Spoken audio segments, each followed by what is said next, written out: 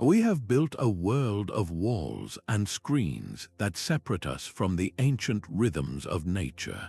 This constant disconnection leaves our inner world feeling chaotic and unmanageable.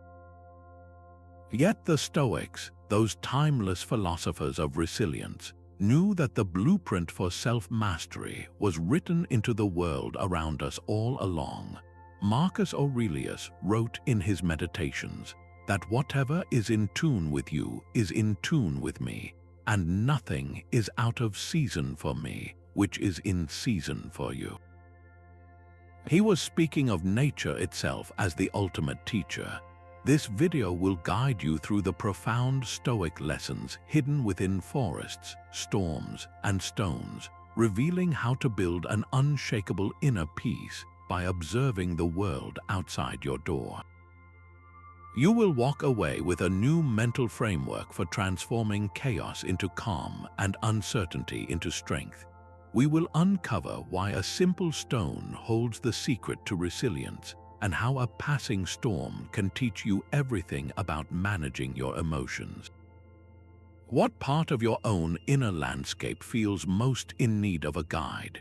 What is it that allows a stone to endure for centuries, battered by wind and rain, yet remain fundamentally itself? It does not complain about the weather or wish to be a different shape. It simply is. This is the essence of the Stoic ideal, the unshakable character they called the inner citadel. Your character, your core principles, are meant to be built with this same stony resilience. It is not about being cold or unfeeling, but about being solid and reliable in a world of constant change. The philosopher Epictetus drew a line in the sand for all of us to see. He said, "Some things are within our control, and some things are not. Our opinions, our impulses, our desires, and our aversions are within our control. Our body, our property, our reputation, and our public office are not. The inner citadel is built by focusing all your energy on what you can control, your own judgments and actions, while accepting everything else as the stone accepts the rain." This is the very heart of courage. Courage is not the absence of fear, but the judgment that something else is more important than fear. It is the decision that your integrity matters more than the discomfort of a situation. Think of a professional facing a sudden, high-stakes crisis at work. The project is failing, the client is furious, and panic is spreading through the team. The individual with a stony character does not crumble under the pressure. They do not resort to blame or hysterics. Instead, they stand firm, assessing what is actually within their control. They can control their own effort, their communication, and their next strategic move. They cannot control the client's initial anger or the market conditions that may have caused the problem. By focusing only on their sphere of control, they become an anchor of calm, a point of stability that allows the entire team to regroup and find a solution. Their value is not in avoiding the storm, but in their unwavering presence within it. So, take a moment and look inward. What is one aspect of your own character that you wish to make as solid and unchanging as stone? Is it your patience when faced with delays, your honesty when a lie would be easier, your commitment to a difficult goal? Identify that single trait. This is the first block you will use to fortify your own inner citadel. A forest thrives on a kind of quiet cooperation that is easy to miss. Beneath the canopy, the tallest trees share nutrients with the youngest saplings through a vast underground network of roots and fungi. A fallen log does not represent a failure, but becomes a nursery for new life. Every element, from the largest predator to the smallest insect, plays a role in the health of the whole. This intricate web of interdependence is a living example of the most profound Stoic principle, Sympathaya. The Stoics saw the entire universe as a single, living, breathing entity, a universal city they called the cosmopolis. In this city, everything is connected by a shared, rational nature. We are not isolated individuals, but integral parts of this greater whole, like a single tree in a vast and ancient forest. Marcus Aurelius reminded himself of this constantly. He wrote, "What brings no benefit to the hive brings no benefit to the bee." Your personal well-being is inextricably linked to the well-being of your community, your society, and the world itself. This is not a vague spiritual idea, but a practical reality. Just as a blight on one tree can spread to an entire grove, a decision in one part of your life affects all the others. Consider a simple choice about your physical health. When you neglect sleep and proper nutrition, you are not just making a decision about your body. You are making a decision that will ripple through your entire forest. That fatigue will weaken your patience with your family, diminish your focus at work, and drain your creativity for your hobbies. You have, in effect, introduced a toxin into your personal ecosystem. Conversely, a single positive action, like choosing to go for a walk, sends nourishment through your entire system. The fresh air clears your mind, the movement improves your mood, and the renewed energy makes you a more present and engaged partner, parent, or colleague. The forest of your life becomes healthier because of one seemingly small, rational choice. Think back over the last few days. Recall one action you took, perhaps a moment of kindness to a stranger or an instance where you chose frustration over understanding. Can you trace its echo? How did that single decision, like a stone dropped into the water, create ripples that touch the wider forest of your relationships and your world? A thunderstorm cracks open the sky, a raw display of power that feels both chaotic and inevitable. The wind howls, the rain lashes down, and the world is momentarily turned upside down. This external chaos is a perfect mirror for the storms that break within us, those sudden surges of anger, fear, or anxiety that threaten to overwhelm our reason. The Stoics observed this parallel with profound clarity. They understood that while we have no power to stop the thunder or command the clouds to part, we possess absolute authority over the inner weather of our minds. The key lies in a critical distinction, the separation of a raw event from the story we tell ourselves about it. Your perception of an event is one thing, but your judgment of it is what truly fuels the emotional storm. Seneca, in his writings on anger, advised that the greatest remedy for anger is delay. He urged his readers to grant a pardon to the first spark of emotion, to give yourself that crucial moment before the fire catches. This is not suppression, but a strategic pause to insert reason between the trigger and the reaction. It is the difference between being the lightning strike itself and being the watcher on the hill who observes the storm without being destroyed by it. Imagine the jarring ring of a phone call late at night, bringing completely unexpected bad news. It could be a professional setback, a personal conflict, or a worrying health report. The initial jolt of adrenaline, the tightening in your chest, this is the first flash of lightning.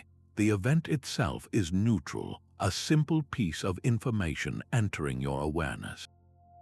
The storm begins when you attach a judgment to it. You might tell yourself, this is a catastrophe, my career is over, or this person has betrayed me. These judgments are the thunder and the torrential rain that follows the initial flash. They are the interpretations that transform a challenging situation into an unbearable one. The Stoic practice is to catch that judgment in the moment of its birth, to notice the story you are starting to tell and to challenge it. Is this truly a catastrophe, or is it a difficulty? Is my career over, or has a single project encountered a problem? Has this person betrayed me, or are they acting out of their own confusion or fear? By questioning the judgment, you drain the emotional storm of its power. You stop adding fuel to the internal fire. You become like the stone we discussed earlier, present in the storm but not defined by it. Think back to a recent inner storm you weathered, a moment of sharp anger or deep anxiety. Can you identify the specific judgment you attached to the event that fueled it? What was the story you told yourself in that first heated moment? Recognizing that story is the first step toward calming the skies within, the first step toward mastering your own weather. An oak tree does not rush to become a mighty giant. It stands for a century, adding one small ring of growth each year, its strength forged through seasons of sun and storm. Our world, however, screams for instant results, for overnight transformations and quick fixes that leave our character as fragile as a sapling in a gale. The Stoic pursuit of virtue is the antithesis of this modern frenzy. It is the patient, deliberate cultivation of your inner world, a process that mirrors the unhurried growth of that ancient tree. Virtue is not a trophy you win in a single heroic moment, but the quiet accumulation of countless small choices made day after day after day. The philosopher Epictetus, who well understood the slow work of self-improvement, offered this gentle guidance. He said, "Progress is not achieved by luck or accident, but by working on yourself daily. It is the small, consistent steps, often invisible to the outside world, that ultimately build an unshakable character." Think of the virtue of honesty, for example. The goal is not to perform one grand act of truth telling that forever marks you as an honest person. The true cultivation happens in the mundane, daily moments. It is choosing to correct a small mistake on a timesheet, even when no one would ever notice. It is admitting you were wrong in a minor disagreement with a friend. It is speaking a difficult but necessary truth to a colleague, even when it feels uncomfortable. Each of these tiny acts is like a single ring of growth within your character. Individually, they seem insignificant, but over months and years, they accumulate into a core of integrity that is as strong and reliable as the heartwood of an oak. This is how you build a virtue that can withstand any storm. The practice is not in the grand declaration, but in the humble, repeated action. What is one small, consistent practice you could begin today? Perhaps it is pausing for just 3 breaths before reacting in frustration, or writing one sentence of reflection in a journal each night. It does not need to be monumental to be meaningful. Choose one tiny seed of Stoic practice and commit to watering it daily. You are not just performing a task, you are planting the future forest of your character. You can never step into the same river twice, for fresh waters are ever flowing in upon you. This ancient observation captures a profound truth about existence, a truth the Stoics placed at the center of their philosophy. The river's relentless flow is not a tragedy to be mourned, but the very essence of its nature. In the same way, every moment of your life is unique and irretrievable, swept away by the current of time. To fight this current is to exhaust yourself against a force as natural as breathing. The Stoic ideal of amor fati, the love of one's fate, is the decision to not just accept this flow, but to embrace it with your whole heart. Marcus Aurelius instructed himself to accept whatever comes to you, woven in the pattern of your destiny, for what could more fittingly be your own. He was not advising passive resignation, but an active, courageous alignment with reality itself. He asks us to treat every event, even the most difficult, as if we had chosen it for ourselves, because it is an inseparable thread in the tapestry of our lives. Consider a career path that ends abruptly. You poured years into a company, building an identity around a title, and then a restructuring eliminates your position. The natural reaction is to see this as a rupture, a failure, a dam suddenly blocking the river of your life. The practice of amor fati invites you to see it differently. This ending is not a blockage but a redirecting of the current. Perhaps it was necessary to clear away the old to make space for a new direction you were too comfortable to ever choose yourself. The river was always meant to bend here, to flow toward different landscapes and possibilities.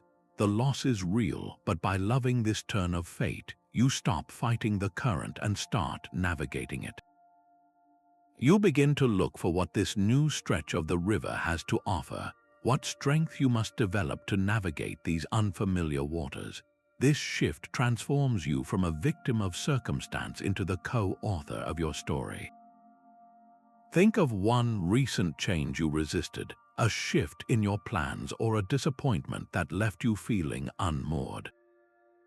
What would it feel like to loosen your grip, to stop trying to hold back the river? How might you begin, even in a small way, to practice loving this part of your fate, not as a mistake, but as the next necessary turn in your journey? Stand atop a mountain peak and feel the world shrink beneath your feet. The bustling streets and personal dramas that consumed your attention just hours ago now look like miniature patterns, silent and distant. This shift in vantage point is the essence of a powerful Stoic exercise known as the view from above, a mental journey to the summit of your own mind to regain a cosmic perspective. Marcus Aurelius regularly practiced this, urging himself to frequently observe the endless movement of time and the rapid change in every part of things. He would visualize human affairs from a great height, seeing the countless cities, ceremonies, and conflicts all reduced to a fleeting, intricate dance. From such a height, the quarrel that ruined your morning or the sharp criticism from a colleague loses its imposing scale. It is not that these things are meaningless, but their power to dominate your entire emotional landscape is revealed as an illusion. Your true self is not the tiny figure lost in the drama, but the quiet observer on the mountain, the one who sees the entire terrain and knows that this single difficulty is just one small part of a vast, continuing journey. This perspective automatically filters your concerns, separating the trivial from the truly significant. It highlights with startling clarity what is genuinely within your control, your own judgments and actions on this small patch of ground, and allows everything else to recede into the landscape of things to be accepted. Let us try this now with a current worry. Close your eyes for a moment if you are able, and bring to mind a concern that feels heavy and immediate. Now, in your mind's eye, begin to rise above it. See the room you are in from the ceiling, then from the sky above your home. Watch as the streets become lines on a map and the people become tiny, moving dots. Continue rising until you see the curve of the planet itself, suspended in the immense quiet of space. From here, look back at your worry. Notice how its size has changed. The emotional charge may feel less intense, its permanence less certain. You have not solved the problem, but you have reclaimed the context. You are both the person within the situation and the consciousness that can observe the entire system. The next time a trivial matter threatens to eclipse your peace, pause and take this mental flight. Rise above the immediate frustration of a traffic jam or a harsh email. Ask yourself from the mountain's perspective, how much does this truly matter? This simple act of reframing is how you stop being a prisoner of circumstance and become the master of your own inner view. There is a quiet alchemy at work beneath the towering trees. The forest floor is not a graveyard for what has been lost, but a living, breathing nursery built from decay. Fallen leaves, broken branches, and entire logs that have surrendered to time are slowly broken down, transformed by unseen forces into the rich, black soil that feeds the next generation of growth. This is the ultimate recycling, where death is not an end but a necessary ingredient for life. Stoicism invites us to adopt this same profound perspective toward our own setbacks and failures. What we hastily label as a bad event, a dead end, or a personal failure is often just the beginning of a different kind of process, one of decomposition that will ultimately fertilize our future growth. Marcus Aurelius captured this radical reframing with stunning clarity. He wrote, "The impediment to action advances action. What stands in the way becomes the way." In that single sentence, he hands us the key to transforming every obstacle into an opportunity. The setback itself is not the final word. It is the raw material, the fallen log on the path, waiting to be broken down and used to build a stronger version of yourself. Consider a project you poured your heart into, one that ultimately failed to launch. Perhaps a business idea you nurtured for years never found its customers, or a creative endeavor you shared was met with criticism and silence. In the immediate aftermath, it feels like a barren patch in the forest of your life, a place where nothing will ever grow again. But if you can sit with that feeling, if you can resist the urge to see it only as a loss, you might begin to notice the first signs of decomposition at work. The failure of that business taught you invaluable lessons about your market that you could never have learned from a book. The criticism of your creative work, though painful, pointed out a weakness in your craft that you can now address.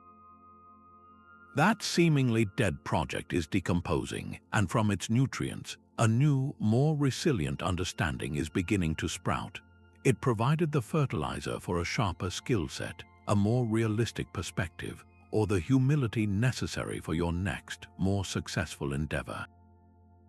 The obstacle did not block your path, it became the very path to a deeper wisdom. So look back on a recent disappointment, a plan that fell apart, or a goal you did not reach. Set aside the story of failure for just a moment and ask yourself this: what single piece of fertilizer did that experience leave in the soil of your character? Was it a lesson in patience, a revelation about your true priorities, or the discovery of a hidden strength you never knew you had? Identify that one nutrient. That is the gift of the fallen log, the promise of the forest floor, transforming what was broken into what will make you whole. A frozen lake holds its breath under a blanket of snow. The world is muted, the water's usual ripples locked in a state of perfect crystalline stillness. This profound quiet is not emptiness, but a deep and potent clarity. It is the natural world's most powerful illustration of the Stoic state of Apathya, a mind freed from the destructive storms of irrational passion. This tranquility is not the cold emptiness of apathy, but a state of serene composure, where the waters of your consciousness are so calm that you can see all the way to the bottom, perceiving reality without the distortions of fear, anger, or craving. Seneca wrote extensively about this goal, describing a tranquil mind as one that can settle anywhere, at peace because it is at peace with itself. He warned that we are often more frightened than hurt by the uproar of our own thoughts, that our internal chatter is the true enemy of our peace. The stillness of the frozen lake is not the absence of life, but the mastery of turbulence. It is the condition that allows for perfect reflection. Imagine the constant pings and notifications of your phone, the endless scroll of news and social media. This digital noise is a modern form of internal chatter, a relentless wind that stirs up the surface of your mind, making clarity impossible. The practice of inner stillness, then, becomes a conscious act of rebellion. It is the decision to create a pocket of silence in your day, a deliberate digital detox where you step away from the screens and simply sit with yourself. It does not require a remote cabin, only the courage to be bored for a few moments, to allow the mental sediment to settle. Try this tonight. Find a quiet space and commit to just 5 minutes of complete silence. Do not try to stop your thoughts, but observe them as if you were watching snow fall onto that frozen lake. A worry drifts down, a memory, a plan for tomorrow. See each one land on the still surface without judgment, and then let it lie there without stirring the water by engaging with it. In that small, daily practice, you are not just taking a break, you are training your mind to find its way back to its own inherent stillness, no matter what storms may pass overhead. A stone stands its ground, but bamboo teaches a different kind of strength. In a fierce storm, its tall stalks bend low to the wind, yielding completely to a force they cannot defeat. When the storm passes, they spring back, unbroken and often stronger for the trial. This is not a compromise of principle, but a masterclass in practical wisdom. The Stoic virtue of adaptability asks us to cultivate this same flexible resilience, knowing when to hold our ground like a stone and when to bend like bamboo without ever snapping our core character. It is the art of distinguishing rigid stubbornness from intelligent perseverance. Epictetus, who understood the limits of our control, offered perfect guidance for this. He said, "Make the best use of what is in your power and take the rest as it happens. Some circumstances demand that we change our methods, our plans, even our route, while our ultimate purpose and integrity remain unwavering." Imagine you have spent months planning a dream hiking trip. You have the route mapped, the permits secured, and your heart set on the summit views. The day before you leave, a severe storm system moves in, closing the trails and making your planned ascent impossible. Rigid stubbornness would see you drive to the trailhead anyway, fuming at the sky, trying to argue with the weather, and ultimately facing danger and deep frustration. The bamboo-like approach is different. You acknowledge the disappointment, but you immediately turn your mind to what is still within your power. You can control your response. You research alternative, lower-elevation hikes that are safe in the rain, or you find a cozy cabin where you can enjoy the storm from a place of warmth and write in your journal. Your core purpose, which was to connect with nature and find peace, remains perfectly intact. You have simply adapted your actions to the reality of the circumstances, bending with the wind rather than breaking against it. This is Stoic flexibility in action, so look closely at your own life. Where are you being rigid right now? Is it in a relationship where you insist a conversation must happen on your terms? Is it in your career where you are clinging to an outdated plan despite clear signals to pivot? Identify one area where you are fighting the weather instead of adjusting your sails. How could you practice a more bamboo-like flexibility this week, bending with the circumstances without ever breaking your commitment to your virtues? The sun rises each morning, pouring its light over city streets and quiet forests with perfect impartiality. It does not shine more kindly on the good or withhold its warmth from the wicked. This simple, daily miracle is a masterclass in the Stoic art of judgment. The Stoics argued that events in the world are, in themselves, completely neutral. They are just facts like the sun rising or a cloud passing. What gives them power is the label we instantly slap onto them, the hasty verdict of good or bad that ignites our emotional response. Marcus Aurelius put his finger directly on the mechanism of our own suffering. He wrote, "Remove the judgment, and you have removed the thought, I am hurt." Remove the thought, I am hurt, and the hurt itself is removed. The pain we feel rarely comes from the event itself, but from our opinion of it. Your power, then, lies not in controlling the weather of the world, but in mastering the value you assign to it. Consider a sudden downpour that cancels your long-awaited picnic. You had the basket packed, the blanket ready, and your heart set on an afternoon in the sun. It is easy and automatic to label this rain as a bad thing, a disappointment that ruins your plans. But for the farmer whose fields are parched a few miles away, this same rain is a blessing, a saving grace for the season's crops. The event is identical, a collection of falling water droplets. The only difference is the judgment attached to it. One person's catastrophe is another person's salvation. proving the event itself holds no inherent moral quality. The Stoic practice is to pause in that space between the event and your reaction, to consciously remove the initial automatic label. The picnic is cancelled.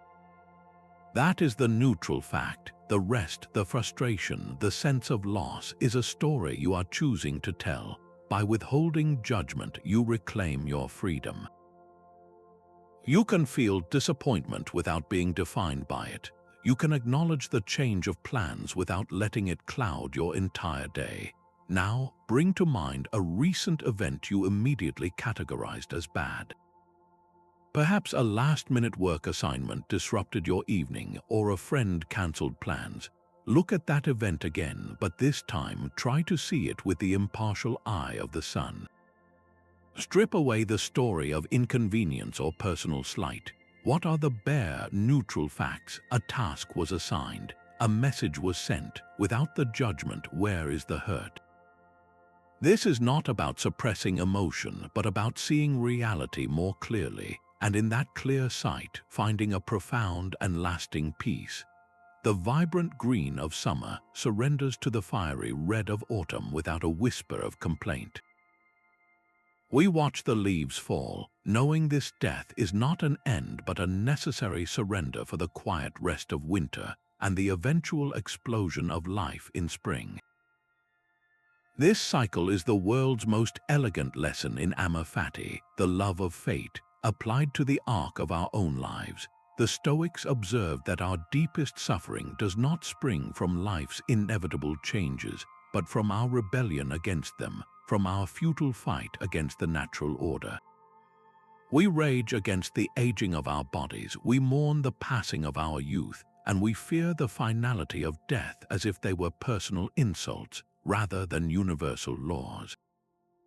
Seneca, in his profound letter on the shortness of life, wrote that life is not short, we are. We make it so not by its measure, but by our waste of it, by refusing to accept its terms. He reminds us that life follows fixed laws and a path that admits no deviation. To struggle against this is to be like a leaf screaming at the sky for allowing autumn to come. The peace we seek is found in aligning our will with this inevitable, beautiful, and often difficult progression. Consider the transition into retirement or the moment the last child leaves home, the so-called empty nest. Our culture often frames these as losses, as the closing of chapters that leave us diminished. We fight this season, clinging to old identities and routines that no longer fit, and in that struggle, we miss the unique gifts this new phase offers. The Stoic approach is to welcome this change as one welcomes spring after a long winter. The empty nest is not a void, but a space filled with new freedom and the opportunity to rediscover yourself and your partner. Retirement is not the end of productivity, but the beginning of a season where your time is fully your own to invest in wisdom, service, or long-neglected passions. The energy you once poured into raising a family or building a career can now be redirected, like the stored nutrients in a dormant tree, to fuel a different kind of growth. This is not giving up, it is consciously moving with the current of your own life. So, ask yourself with gentle honesty, which season are you in right now? Are you in the energetic, building summer of your career, the abundant, nurturing autumn of raising a family, the quiet, reflective winter of later years? Each season holds its own unique responsibilities and its own profound gifts. What is the specific beauty of your current season that you might be missing by wishing for a different one? To accept your season is to stop fighting time and to start living fully within its graceful, turning wheel. High above the earth, an eagle's gaze sweeps the landscape with a piercing intensity, locking onto a single movement in the vast expanse below. It ignores the sway of the trees and the scurry of insignificant creatures, pouring all its energy into the one objective it can actually influence. This majestic focus is a perfect mirror for a core Stoic discipline, the art of directing your attention with purpose only toward what is within your power. The philosopher Epictetus laid the foundation for this mental training with a stark and simple division. Some things are up to us and some are not. Our opinions, our impulses, our desires, and our aversions are up to us. Our body, our property, our reputation, and our public office are not. Your mind is your most precious resource, and every moment you spend fretting over things outside your control is a moment stolen from building the life you truly want. The eagle does not waste energy screeching at the wind that blows its prey. It adjusts its wings and focuses on the hunt. In the same way, you are called to stop arguing with reality and start focusing on your own response. Imagine you have a crucial presentation at work. Your mind, untrained, might flutter in a dozen useless directions. It worries about whether a particular senior manager will be impressed, frets over a past mistake someone might remember, or agonizes over the possibility of technical glitches. These are all externals as far beyond your command as the wind is for the eagle. The singular focus lies in what you can control, your own preparation. You can rehearse your talking points until they are effortless. You can prepare clear and concise slides, and you can ensure you understand the material inside and out. By channeling all your mental energy into this sphere of action, you become calm, confident, and ready, regardless of the audience's reaction. Your value is not determined by their applause, but by the quality of your own effort. So take a piece of paper and draw a line down the center. On one side, right, within my control. On the other, outside my control. Now list your top 3 current worries. Is that anxiety about a loved one's health on the correct side? Your concern is within your control. Your actions to support them are within your control, but the ultimate outcome of their illness is not. Is your frustration with a friend's opinion in the right column? Your choice to communicate respectfully is yours, but their reaction belongs entirely to them. This simple act of categorization is the first step in training your inner eagle, teaching it to soar above the noise and land only where its focus can truly make a difference. Deep beneath the forest floor, hidden from every casual glance, lies a sprawling, intelligent network that truly governs the woods. This mycelial web, the fungal root system of the forest, connects every single tree, sharing nutrients, sending warning signals, and supporting the entire ecosystem from below. Its vital work is completely invisible, yet the health of the entire forest depends on it. This is the perfect metaphor for the most essential, yet unseen, labor of Stoic self-mastery, the quiet, private work of building your character. The virtues we admire in others, their courage, their integrity, their calm, are not performances they switch on for an audience. They are the public fruits of a vast, private network of internal cultivation. Marcus Aurelius knew this intimately. He wrote in his private journal, "The soul becomes dyed with the color of its thoughts." Your inner world, the realm of your judgments and reflections, is the mycelial network of your character. What you feed it in solitude determines what will eventually bear fruit in public. The most powerful mycelial work you can do is the Stoic practice of the nightly review. This is not about beating yourself up for mistakes, but about a calm, forensic examination of your day. You sit in silence and walk back through your actions, your reactions, your words. Where did you act in alignment with your virtues? Where did you get swept away by a passing emotion? Where did a judgment you made color an event as good or bad unnecessarily? This quiet reflection is how you send nutrients to your growing principles. It is how you identify and repair weak points in your network before they cause a public collapse.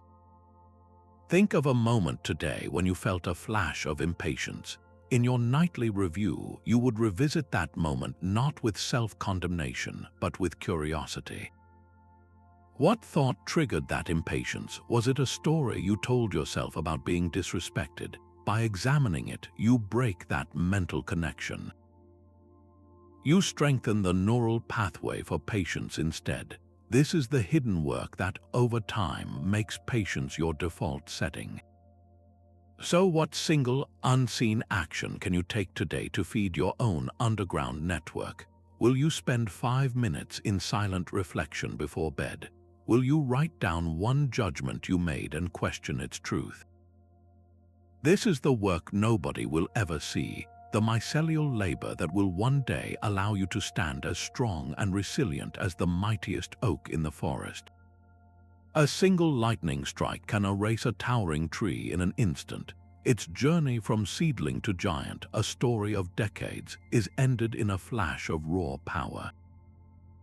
This unpredictable force mirrors the sudden losses that can shatter our own lives, the phone call in the night, the diagnosis that changes everything.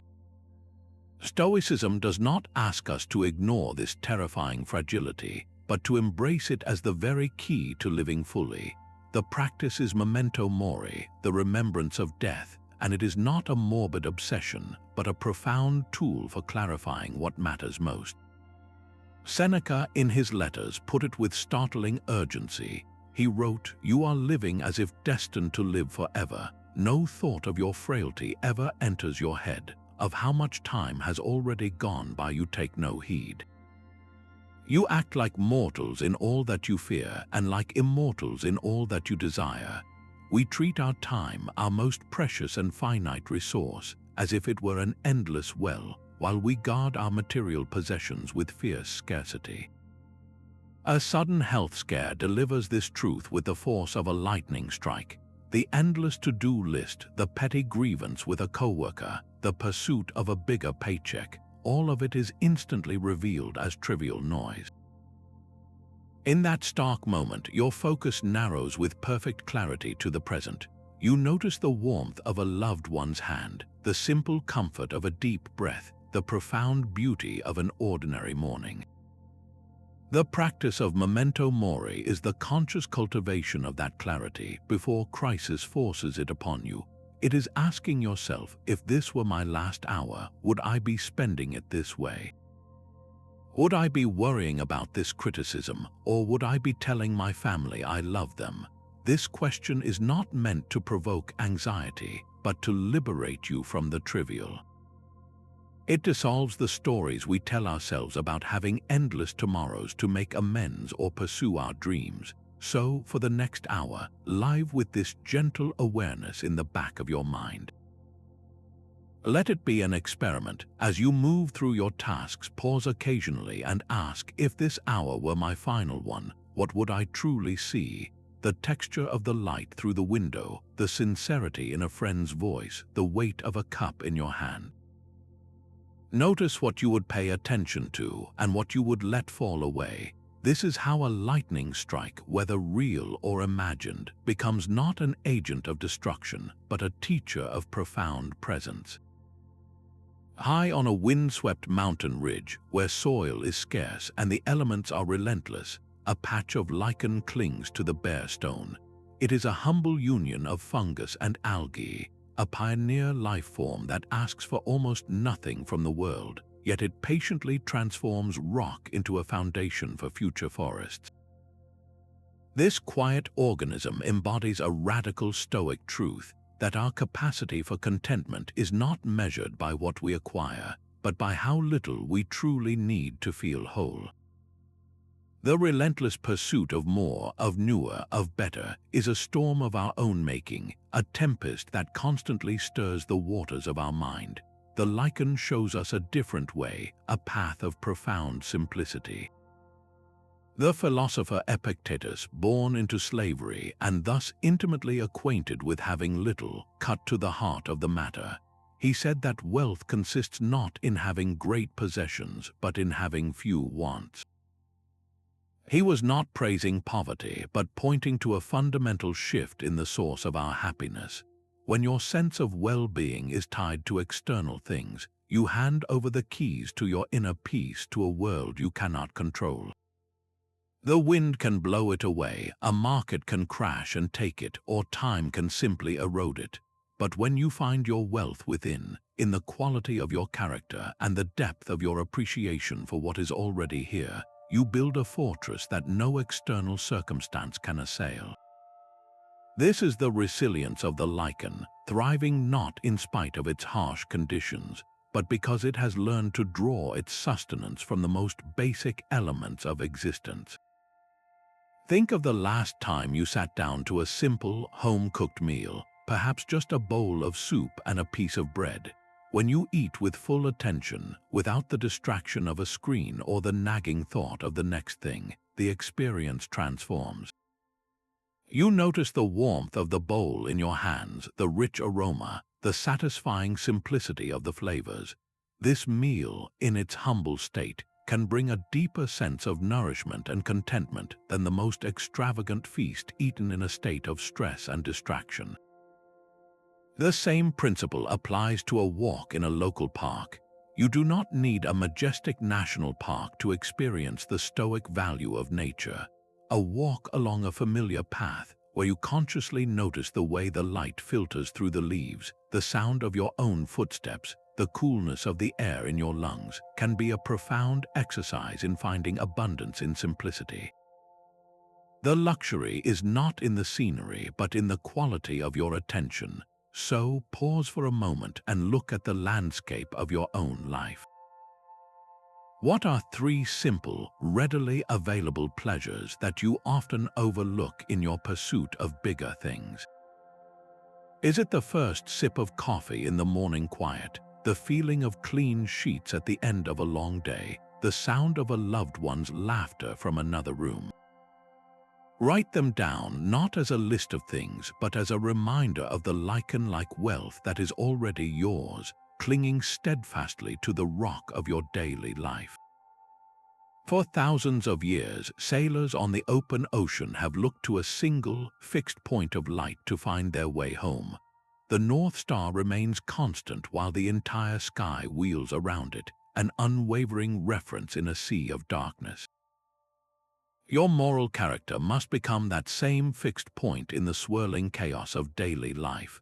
For the Stoic, virtue is not one good thing among many. It is the only true good, the sole measure by which every action and intention is judged. This unwavering commitment to moral excellence becomes your internal compass, guiding you unerringly toward the right path, even when it is the most difficult one to walk. Marcus Aurelius instructed himself to be like the promontory against which the waves continually break. It stands firm, he wrote, and the waters around it are soon calmed. You are that rock, and your virtue is its unshakable foundation. The crashing waves of external pressure, temptation, and popular opinion may strike against you, but they cannot move you from your core. Your integrity is not up for a vote. It is a fixed celestial point in your personal cosmos. Imagine you are at work, and you discover a colleague has been taking credit for your ideas in meetings. The easy path, the one that avoids conflict, might be to say nothing, to let the resentment simmer, but your virtue compass, your North Star, points to justice and courage. Justice demands that credit is given where it is due, and courage demands that you have the difficult conversation to set the record straight. You do not do this with anger, but with the calm firmness of the rock. You state the facts clearly, you uphold your own worth, and you act in a way that preserves the integrity of the team, even if it feels uncomfortable in the moment. You are navigating by your star, not by the shifting winds of office politics, so take a quiet moment to look within. What is your North Star? What single, non-negotiable moral principle guides your life?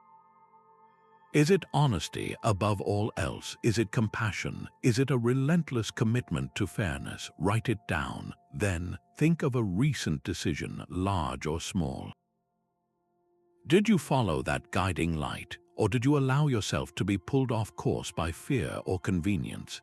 This simple act of reflection is how you calibrate your inner compass, ensuring that no matter how turbulent the seas become, you always know the way home.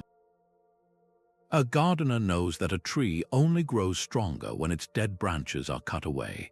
This careful pruning does not harm the tree. It redirects its vital energy toward the healthy limbs that will bear the sweetest fruit. Our minds require the same deliberate discipline. The Stoics called this the discipline of assent, the practice of pruning away our initial, automatic judgments before we give them our full belief and allow them to fuel our emotional storms. It is the difference between a wild, untamed thicket of reactions and a well-tended orchard of clear thought. Epictetus gave us the essential gardener's tool when he said that men are disturbed not by things, but by the views which they take of them. The event itself is merely a branch. The judgment we attach to it is what can either bear fruit or sap our strength. Your power lies in that critical moment between the first impression and your full assent to it. Consider the sting of receiving critical feedback on a project you care about deeply. The initial, unpruned thought might be a wild, defensive growth. It shouts, "This person is wrong, they do not understand my work, this is an attack on my competence." If you assent to that judgment, if you let it take root, it will bear the bitter fruit of resentment, anger, and a closed mind. The practice of pruning is to take your mental shears to that first impression. You consciously cut away the defensive narrative, the story of personal attack. You strip it back to the bare branch, the neutral fact. There is a piece of feedback. Now, with a clearer view, you can look for the useful kernel of truth. Is there one actionable suggestion hidden in the criticism? Is there a perspective you had genuinely overlooked? By pruning the harmful judgment, you transform a potential conflict into an opportunity for growth. You stop being a victim of the comment and become the gardener of your own improvement. So look closely at the landscape of your own thoughts this week.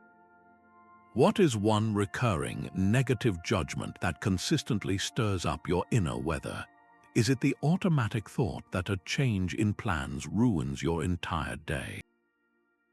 Or the immediate assumption that a loved one's quiet mood is a reflection on you? Identify that one invasive branch. Your practice is to catch it early and make the conscious choice to prune it, to withhold your assent, and to see what clarity remains in its place. Hold a single, smooth pebble in your hand, one among billions scattered across a vast shoreline. This tiny stone holds a universe of Stoic wisdom within its silent, unassuming form. It asks for no recognition, fights for no position, and yet it is an irreplaceable part of the immense, beautiful coastline. This is the profound lesson of humility, the understanding that our individual lives, while precious, are but brief moments in the cosmic story. Far from being a depressing thought, this realization is the key to unlocking a profound sense of freedom. It releases you from the exhausting burdens of ego, from the need to be seen as important, to always be right, or to claim credit for every contribution you make. Marcus Aurelius often returned to this perspective to ground himself, writing that you must always remember the vastness of time both before and after your life, and the immensity of space in which our entire world is just a speck. From this cosmic vantage point, the dramas of your ego are revealed as what they truly are, fleeting whispers in an eternal wind. Consider a collaborative project at work where your specific idea was not the one chosen, or where your crucial behind-the-scenes work went unacknowledged in the final presentation. The untrained ego screams for recognition. It feels a sting of injustice and wants to assert its importance, but the humility of the pebble offers a different path. You can recognize that your contribution, however small it seemed, was a necessary part of the whole, just as every pebble is essential to the structure of the beach. You can take quiet satisfaction in the success of the collective endeavor, freeing yourself from the brittle need for personal validation. Your value is not dependent on the spotlight. So bring to mind a current challenge that feels heavy and all-consuming, a situation where your pride feels wounded or your ego is deeply invested. Now hold that problem in your mind and pull back, just as we did with the view from above. See it from the perspective of the entire cosmos, from the silent dance of galaxies and the endless flow of time. Notice how its imposing size begins to change. The slight from a colleague, the missed opportunity, the desire for credit, how significant do they feel from here? This shift does not make your life meaningless. It places your struggle into its proper context, allowing you to engage with it from a place of calm strength rather than frantic self-importance. The tide does not ask for permission or make excuses. It simply obeys the deeper laws of the cosmos, advancing and retreating with a rhythm as old as the moon. This relentless, predictable pulse is the natural world's ultimate lesson in discipline, a visible expression of the power that comes from unwavering consistency. Your own journey toward self-mastery requires this same tidal force. It is not forged in a single, heroic moment of willpower, but in the quiet accumulation of countless small, disciplined actions, repeated day after day, just as the tide washes the shore without fail. Seneca saw this truth with absolute clarity, writing that constant diligence gains the mastery, while fits and starts achieve nothing. A sudden, intense burst of effort is like a single, massive wave that crashes and then recedes, leaving little lasting change. But the gentle, ceaseless rhythm of the tide, wave after wave after wave, slowly reshapes the entire coastline. Your character is that coastline, and your daily disciplines are the waves that patiently sculpt it into a more resilient form. Consider the power of a morning routine. You wake just 15 minutes earlier, not to check your phone, but to anchor your day in a moment of stoic reflection. You might read a single passage from Marcus Aurelius, not for an hour, but for 5 focused minutes. You then sit in silence for another 5, contemplating how you can apply that single idea to the challenges you are likely to face that day. This is not a grand gesture, but a small, consistent action. Yet, performed every morning, it creates a reliable inner tide. It becomes a non-negotiable meeting with your highest self, a daily recalibration of your moral compass before the world has a chance to pull you off course. This simple ritual builds a foundation of calm and purpose that the rest of your day's storms will crash against in vain. So look at the flow of your own life. Where is your rhythm inconsistent, pulled by the chaotic winds of whim rather than the steady pull of purpose? What is one small, tidal action you can commit to performing at the same time every single day? It could be taking 3 deep breaths before you walk in the door from work, transitioning from your professional role to your personal one. It could be writing 1 sentence of gratitude in a journal each night. Choose one thing and let it become as reliable as the rising tide, slowly and surely carving a deeper channel for peace and strength within you. A chameleon can vanish against a tree's bark, its true form obscured by a flawless illusion of its surroundings. We navigate a world filled with similar deceptions, where charming personalities and polished surfaces often hide the true character beneath. The Stoic art of discernment is your training to see through this camouflage, to perceive the world not as it appears but as it truly is. Epictetus offered a razor-sharp insight into the core of this challenge when he said, "It is impossible for a man to learn what he thinks he already knows." Your preconceived notions and swift judgments are the very things that blind you, creating a camouflage of your own making that obscures reality. When you are convinced you have someone figured out from a first meeting, or that a situation is exactly what it seems on the surface, you close the door to deeper understanding. The Stoic practice is to consciously open that door, to question your initial impressions with the curiosity of a naturalist studying a cleverly hidden creature. Consider a leader in your organization who is universally charismatic and eloquent, capable of inspiring a room with a single speech. The superficial appearance is one of confidence and capability, a powerful figure to be admired and followed. Yet, if you practice discernment, you look past the charming camouflage to their actions. How do they treat those with less power? Do their decisions align with a consistent moral code, or do they shift with convenience? Are they open to constructive criticism, or do they surround themselves only with voices that affirm them? The true nature of their character is not in the performance, but in the consistent patterns of their behavior when they believe no one of importance is watching. This skill protects you from placing your trust and energy in the wrong places, from being swayed by a pleasing facade that hides a weak or harmful foundation. Think back to a person or situation where your initial impression proved to be completely wrong. What was the specific camouflage that fooled you? Was it a title, a style of dress, a smooth talking style? What did you eventually discover that lay beneath the surface, and how did that experience teach you to pause and look more carefully the next time? There is an unsettling stillness that descends before a storm, a heavy quiet where the air itself seems to hold its breath. This palpable calm is a potent metaphor for the deceptive peace in our own lives, the moments before hardship arrives. The Stoics transformed this natural phenomenon into a powerful mental discipline called Premeditatio Malorum, the premeditation of evils. This is not an exercise in pessimism or fear-mongering, but a deliberate and courageous rehearsal for life's inevitable storms.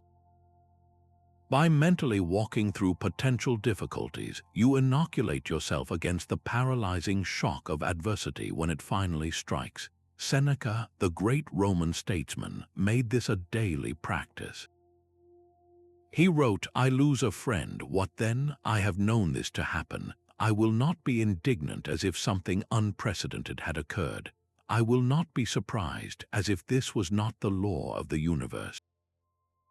He would regularly contemplate losing his wealth, his status, even his health, not to dwell in misery, but to prove to himself that he could endure such losses and still retain his character. This mental rehearsal strips potential disasters of their terrifying novelty and emotional power. Imagine for a moment the possibility of losing your job. The initial thought might send a jolt of anxiety through your system, but instead of pushing that fear away, you lean into it with stoic purpose. You sit in a quiet space and walk through the scenario in your mind. You visualize receiving the news, you feel the initial sting, and then you consciously guide your mental response. You remind yourself of what remains within your control. You can control your composure in that meeting. You can control the diligence with which you update your resume and begin your search. You can control your attitude at home, choosing not to take your frustration out on your family. You mentally rehearse a calm, dignified, and proactive response. By doing this, you are not inviting the event to happen. You are building a neural pathway for resilience. You are robbing the potential crisis of its greatest weapon, the element of surprise. The storm may still come, but you have already weathered it in your mind, and you know the steps to take. So, where can you apply this practice today? Choose one common adversity you often worry about, perhaps a difficult conversation you need to have with a loved one or a colleague. Close your eyes and spend just a few minutes mentally preparing. Do not rehearse the other person's angry words, but rehearse your own virtuous response. How will you remain calm? How will you listen with the intent to understand? How will you speak with honesty and kindness, regardless of the reaction you receive? This small act of mental preparation is how you build an inner citadel that stands firm, not after the storm, but in the deceptive calm that foretells its coming. A wildflower meadow thrives on a beautiful chaos of difference, where countless species of grasses, clover, and blossoms share the same soil and sun. Each plant, from the tallest stem to the smallest ground cover, plays a distinct role in the health of the entire ecosystem, creating a resilience and beauty that no single species could achieve alone. This vibrant, interdependent community is a living portrait of the Stoic vision for humanity. The Stoics taught that we are fundamentally social creatures, endowed with a rational nature that is designed for cooperation, not isolation. Our highest purpose is not to stand alone as a solitary peak, but to contribute to the welfare of the whole, recognizing that our own well-being is inextricably linked to the well-being of everyone around us. Marcus Aurelius offered us the perfect metaphor for this truth when he wrote, "That which is not good for the hive is not good for the bee." Your personal success, when it comes at the expense of your community, is ultimately a hollow and self-defeating victory. Imagine you are in a highly competitive sales environment where a coveted promotion hinges on outperforming your colleagues. The temptation might be to hoard leads, to subtly undermine a teammate's presentation, or to claim sole credit for a collaborative win. This is the path of the weed that chokes out the flowers around it, thinking it has won, only to find the soil depleted and itself exposed to the next strong wind. The Stoic path, the way of the meadow, is to choose fairness and kindness even here. It is to share a useful resource with a struggling colleague, to openly acknowledge the team effort behind a big sale, and to compete with integrity. This does not mean you do not strive for excellence.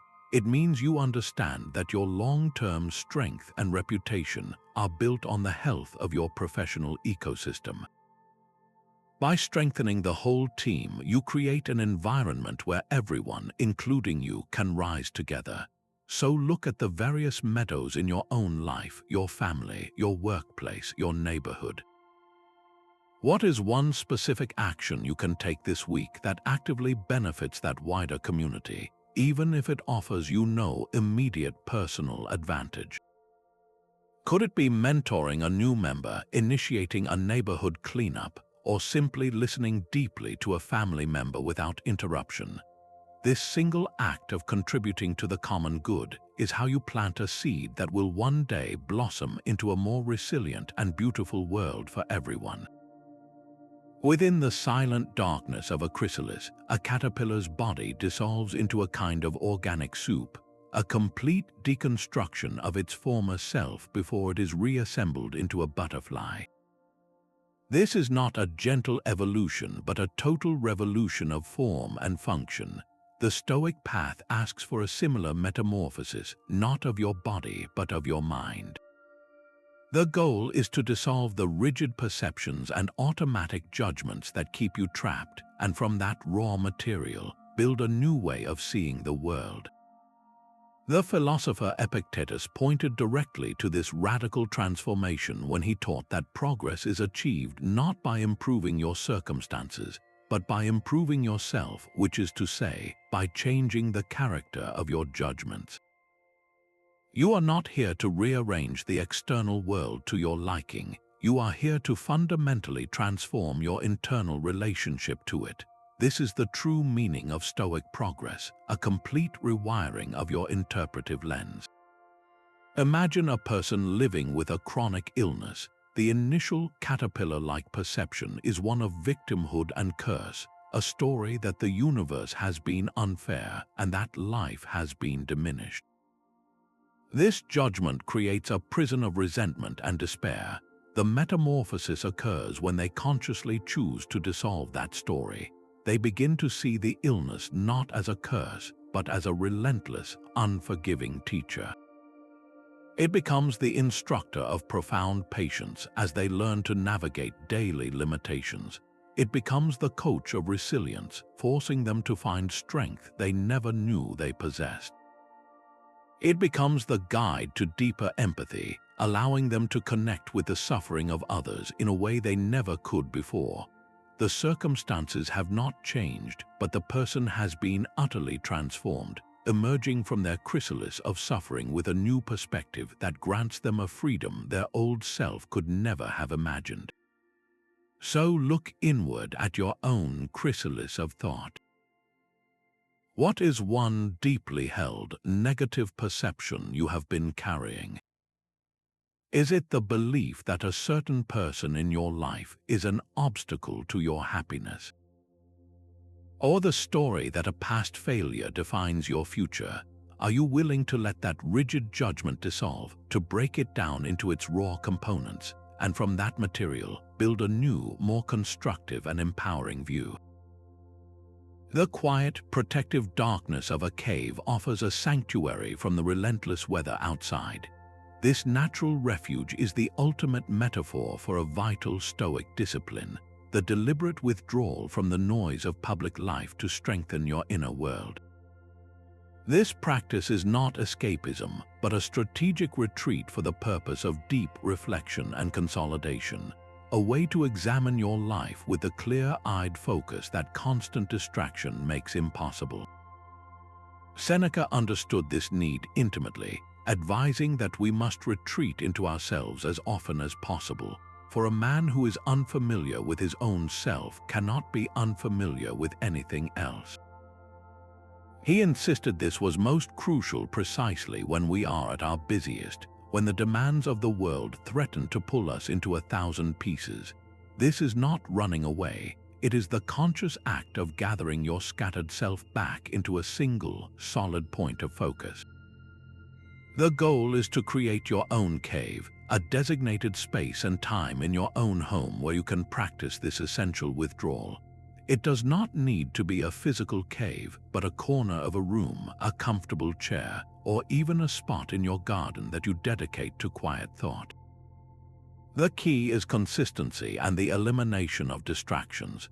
This is where you go to do the work of journaling, to untangle the judgments of your day, to read a passage from a Stoic text and truly digest its meaning, to simply sit in silence and remember who you are beneath all the roles you play. The world will always demand your attention, but this small sanctuary is where you reclaim your mind. So, the challenge is this: can you schedule just 15 minutes of cave time for yourself this week? No phone, no screens, no outside voices. It is a brief, deliberate withdrawal to tend to the most important project you will ever work on, the ongoing construction of your own unshakable character. Waves crash endlessly against the cliff face, a thunderous assault of water and foam that has continued for millennia. The cliff does not negotiate with the ocean or plead for a moment of peace.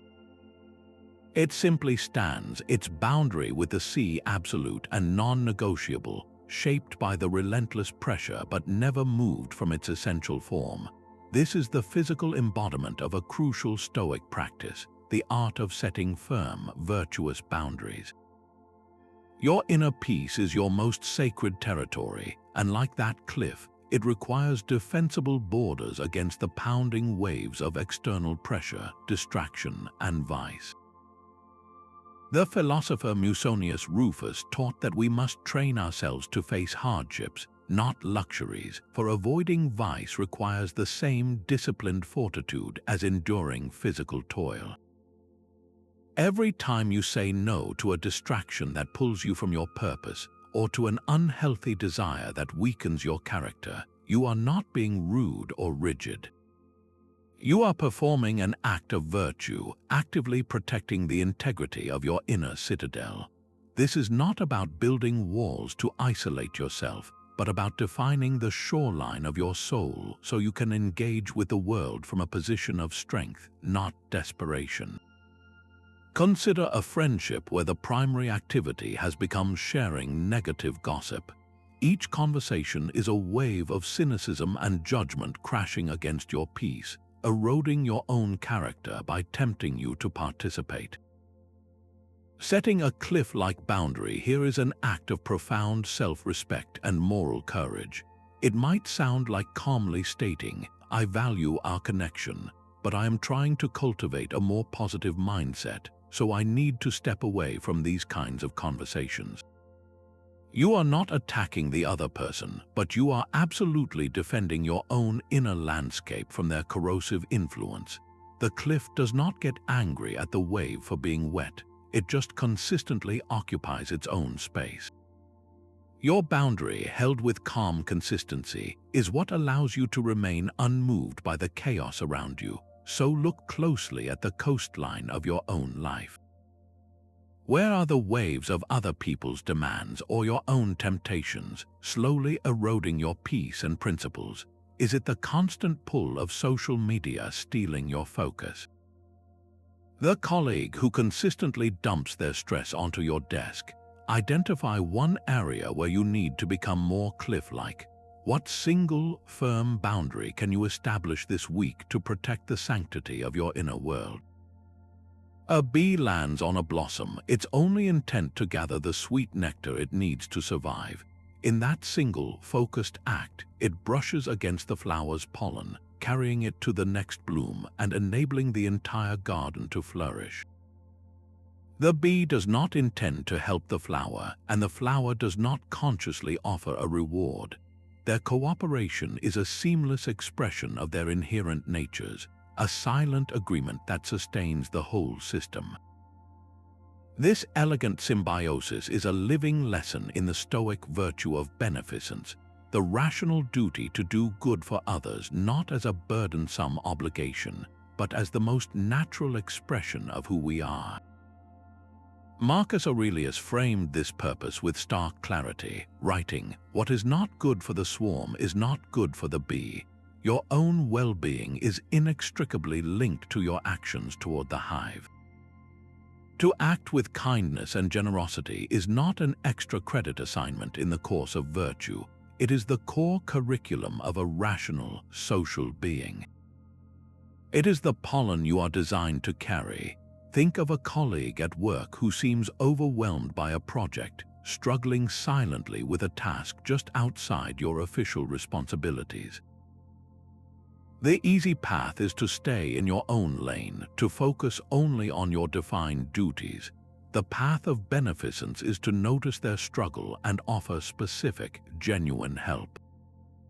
You might say, "I have a few minutes, can I help you sort through that data?" This action is not performed with an expectation of reciprocation or praise. It is done because it is the rational thing to do. A struggling colleague weakens the team, and a strengthened team benefits everyone, including you. Just as the garden thrives on the bee's unconscious work, your workplace ecosystem becomes more resilient, more creative, and more humane through these small, anonymous acts of mutual aid. Your character is quietly fortified not by the recognition you receive, but by the simple act of aligning your actions with your social nature. So, where can you be the bee today? What one small, anonymous act of pollination can you perform in the garden of your own life? It could be paying for the coffee of the person behind you in line, leaving an encouraging note for a family member to find, or simply offering your full, undistracted attention to someone who needs to be heard. Do not announce it, do not seek a reward, simply complete the circuit of kindness and feel the quiet satisfaction of a virtue fulfilled, of a life lived in tune with its own rational purpose.